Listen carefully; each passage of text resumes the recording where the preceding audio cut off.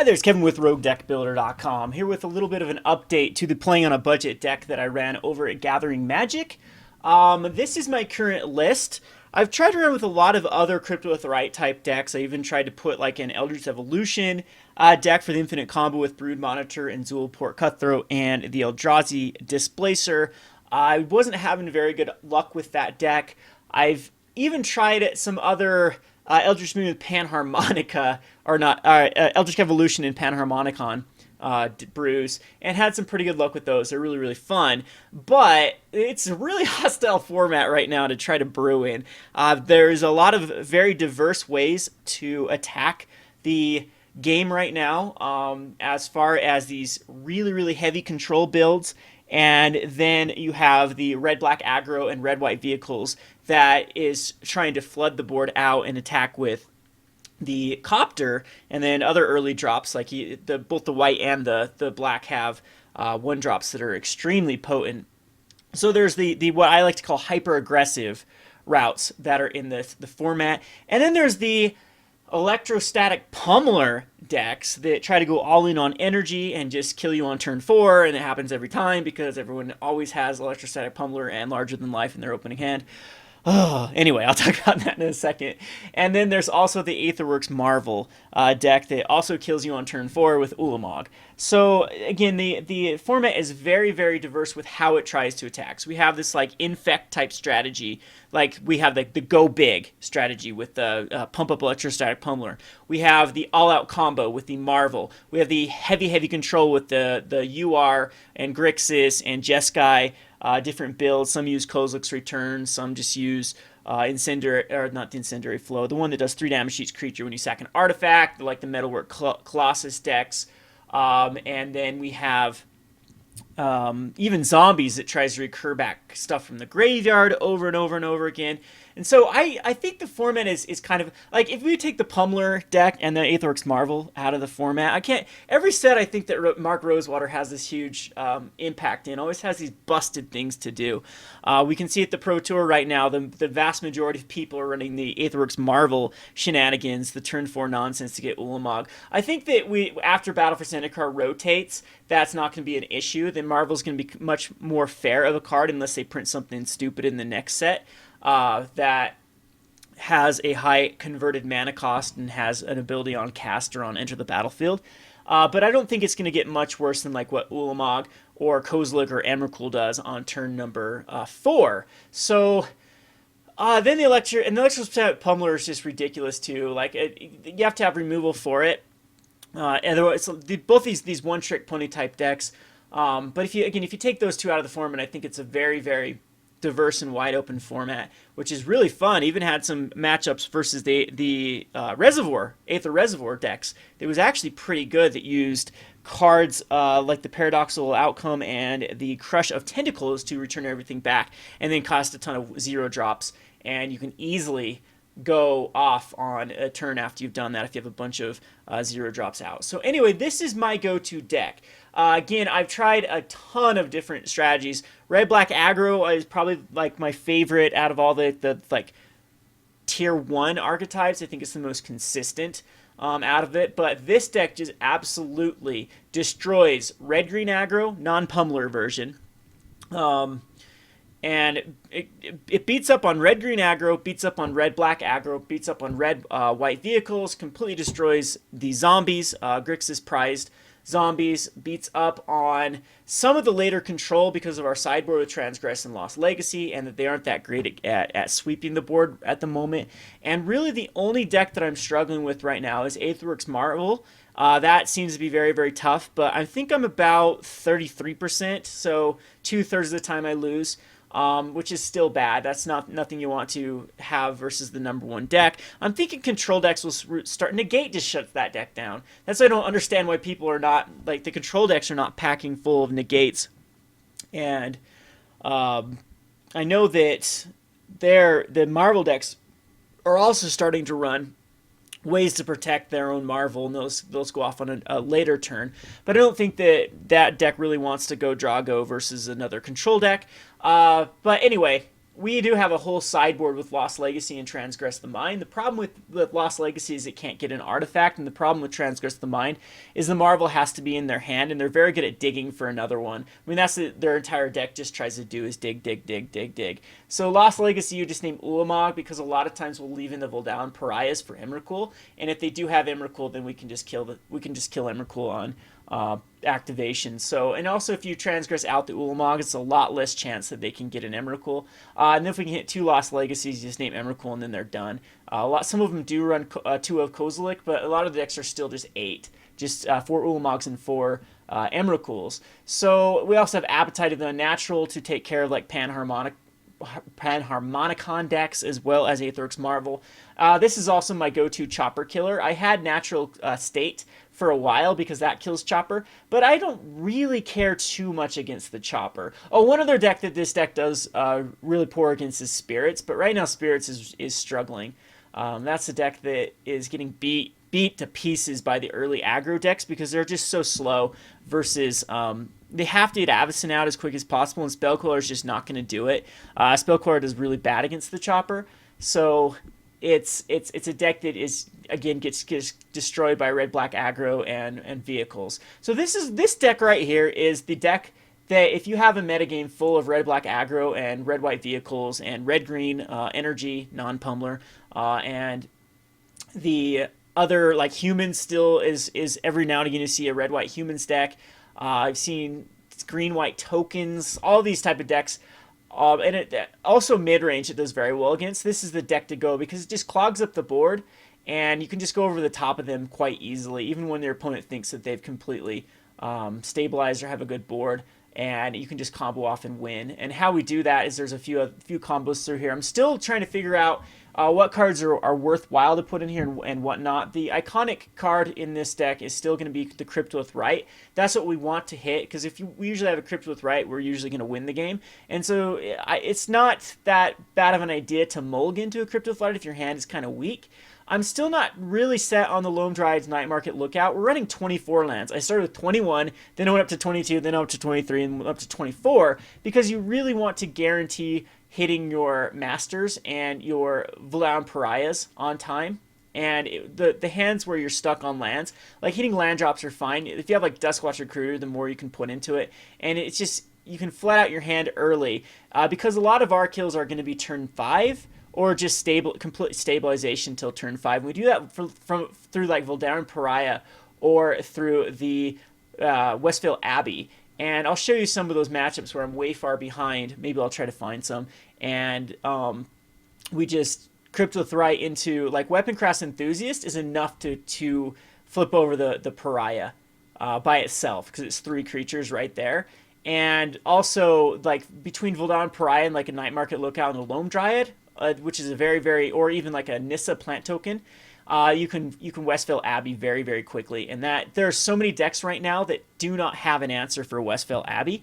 That they have like Unlicensed Disintegration as their go-to kill card, Fiery Tempers, things like that. Like either burn type spells or destroy type spells do not affect the Westvale Abbey. The only problem with Westvale Abbey right now in the format is the Elder Deep Fiend can tap it down when you need to gain life that turn. And the Declaration in Stone is also still a thing. And Stasis Snares are a little bit... I see Stasis Snares every now and again. It's mainly in Spirits that we see Stasis Snare. But other than that, a lot of the removal just completely misses Westvale. And these aggro decks that just want to aggro you out very, very quickly just completely fold to a flipped Westvale Abbey.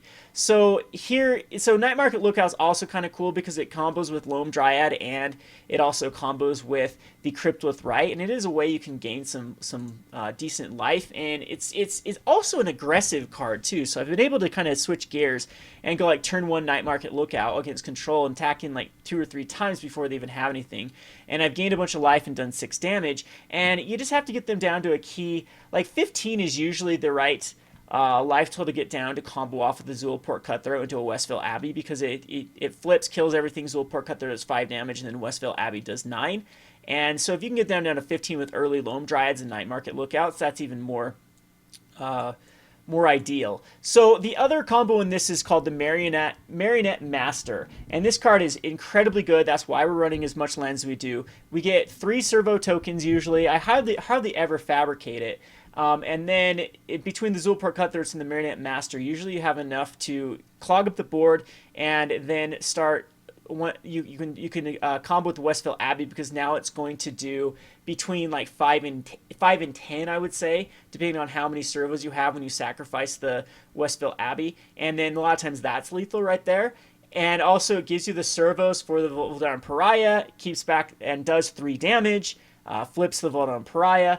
We have Catacomb Sifters in here too, and Cultivator of Blades, which is usually the weakest card. This card gets sided out a lot. I like it versus Control though, because it usually just Fabricate 2 is all I do. I wish this card was Fabricate 3 and they would have made it a 0/1. I don't think it would be bust at that point. I think this card needs the most help out of all of them. I thought about Eyeless Watcher instead of Cultivator Blades, because it does basically the same thing as Cultivator Blades does, but Cultivator Blades does have the upside of having Nissa put counters on it. Same with Marionette Master, and that's why Nissa's in here. I think the difference between my playing on a budget list and this list being so successful is Nissa. This card is always good. So it either puts a plant token out that then you can use for Cryptolith Rite or the Westvale Abbey, or even like I've done turn 1 Loam Dryad, turn 2 like Night Market Lookout, Loam Dryad attack in, or yeah, no, how do I do it? Yeah, it was like, yeah, turn 1 Loam Dryad or turn 1 Night Market Lookout's really good, and then turn 2 like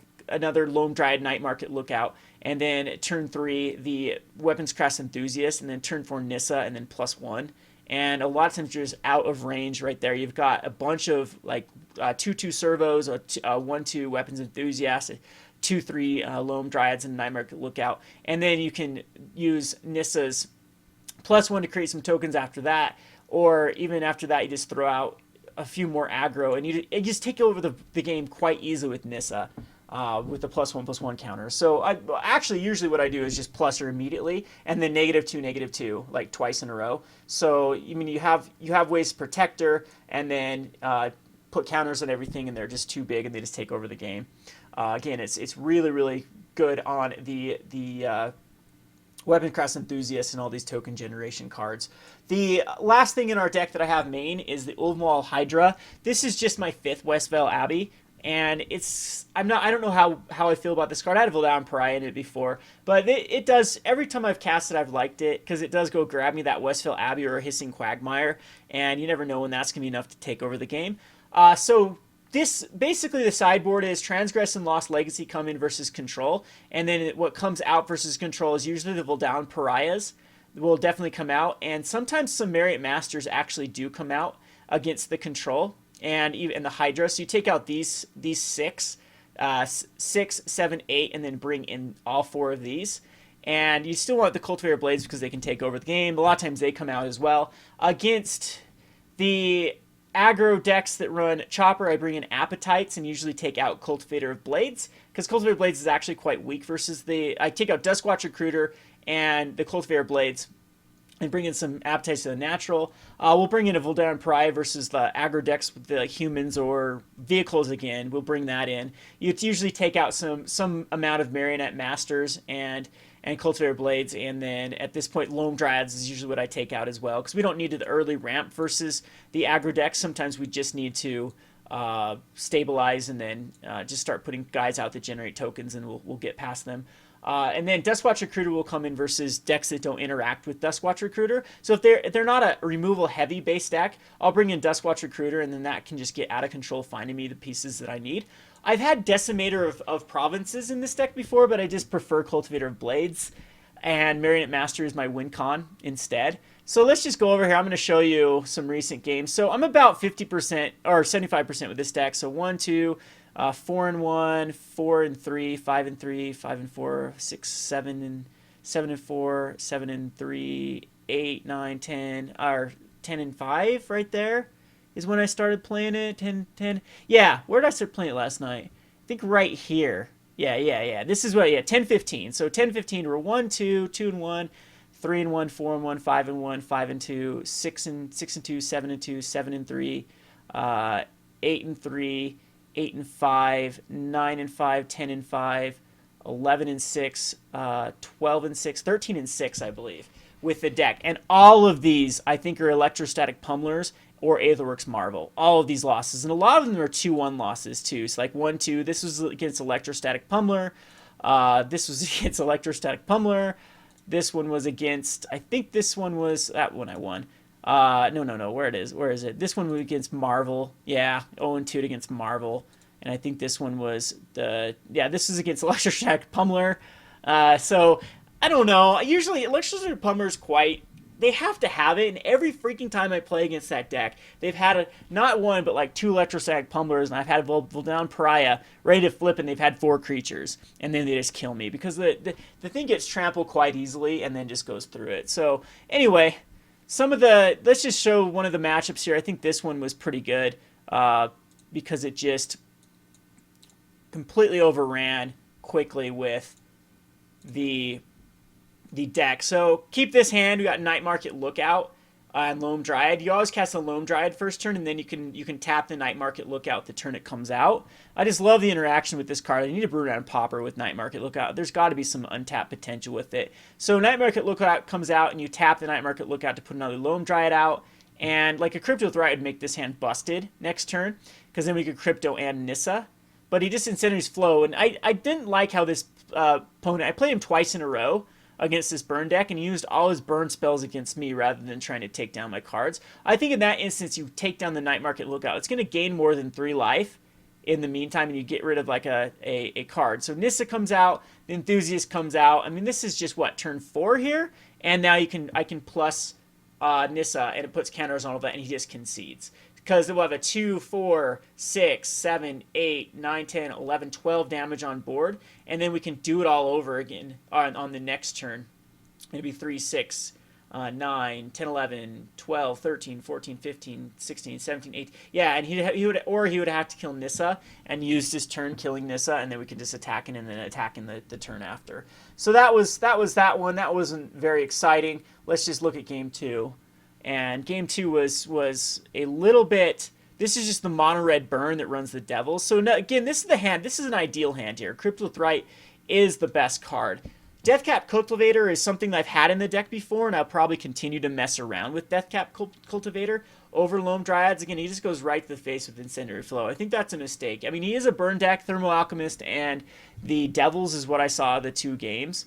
And he's going to go with Judgment too, rather than killing a Duskwatch Recruiter. Really think that's not the right case, because he has seen Westvale Abbey too. I killed him both games on the match we played before this with Westvale Abbey. So you need to keep the creature count down.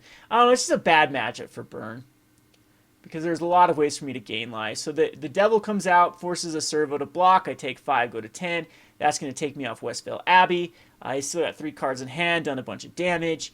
But we have a really good line here with the Cryptolith Rite. So we'll Cryptolith Rite into the Weaponcraft Enthusiast, and then get in there with the Duskwatch Recruiter as well.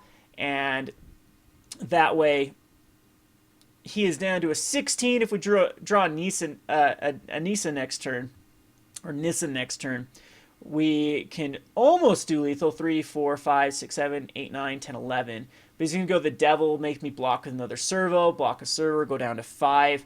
And, I mean, this is the mono red is fast. This format is incredibly fast. And I think it's going to slow down once people get control, and these burn decks are going to get a little bit better. I have a friend that actually plays the Fevered Vision. He's really frustrated right now just because how aggressive the format is. And sometimes the Fevered Vision decks just don't do as well versus the hyper-aggressive decks.